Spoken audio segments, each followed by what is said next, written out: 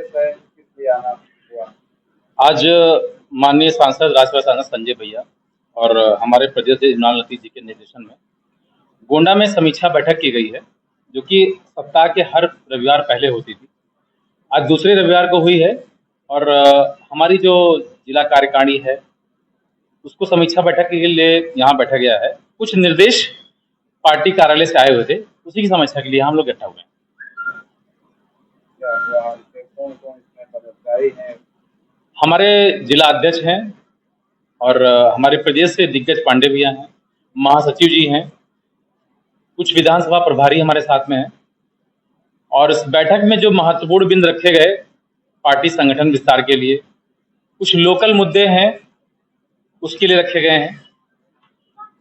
जो मूलभूत समस्याएं यहाँ पे हैं उनके लिए हैं और जो मेन रूप से यहाँ पे रखा गया है जिला मुख्यालय पर सब यहाँ पे हमें पार्टी के लोगों को जोड़ने के लिए, कार्यक्रम विस्तार के लिए, आम आदमी पार्टी से जुड़ने के लिए जो लोग हैं उनके लिए विस्तार रखा गया है।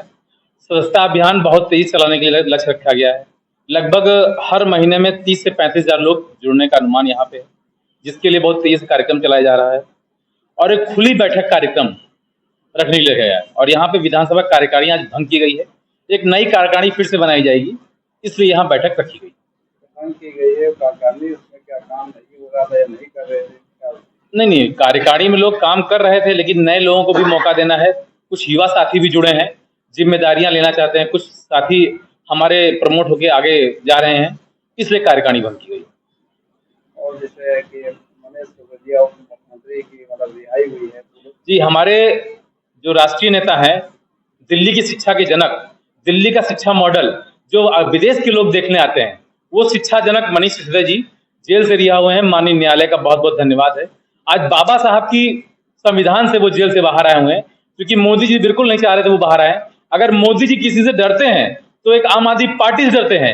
एक शेर हमारा बाहर था, वो दहाड़ रहा था, मोदी जी की आंखों में आंखें डाल के बात कर रहे थे। दूसरा शेर हमारा फिर से बाहर आ गया है और जब से बेल मिली है, भाजपाइयों के पेट में दर्द हो गया है। वो पूछते हैं भाई बेल ही तो मिली है तो न्यायालय बेल ही तो देगा, क्या जज किडनी लीवर दे देगा?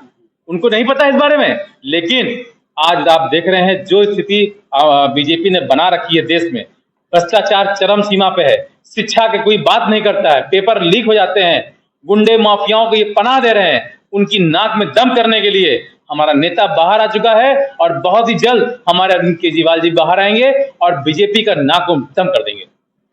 दिल्ली में भाजपा का आरोप है कि पानी की किल्लत को लेकर के जो है, यदि कांग्रेस आप पार्टी को पैसा देते हैं तो टैंक जो है चौराहे पर पहुंच जाता है, ऐसा भी कुछ कहना है। देखिए, मैं आपको बताऊं, बीजेपी का काम करना है आरोप लगाना।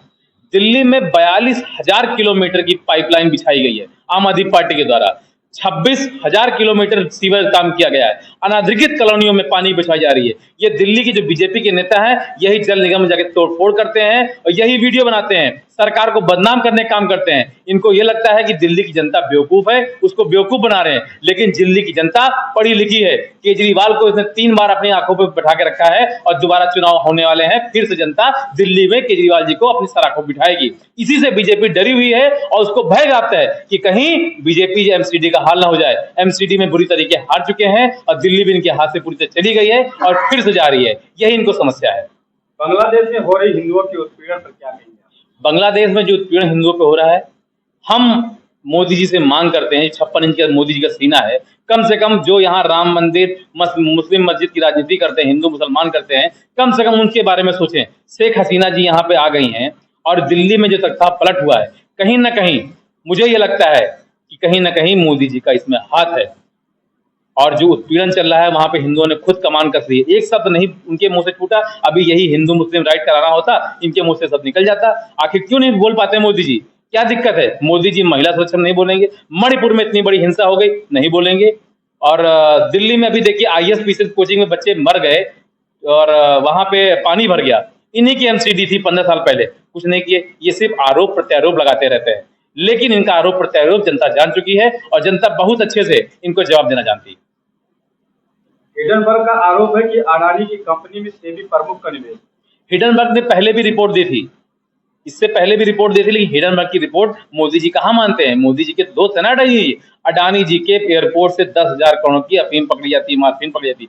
कोई आदेश नहीं, 200 ग्राम का गांजा लेके निकल जाइए गोंडा पे, पुलिस पकड़ लेगी, लेकिन 10,000 करोड़ की अफीम नहीं पकड़ पाएगी। हिडनबर्ग ने 6 महीना पहले भी रिपोर्ट दी थी, उस पर भी कोई कार्रवाई नहीं हुई और फिर से रिपोर्ट दे रही है। और हिडनबर्ग ये भी बोल रही है कि देश में कुछ बड़ा होने वाला है।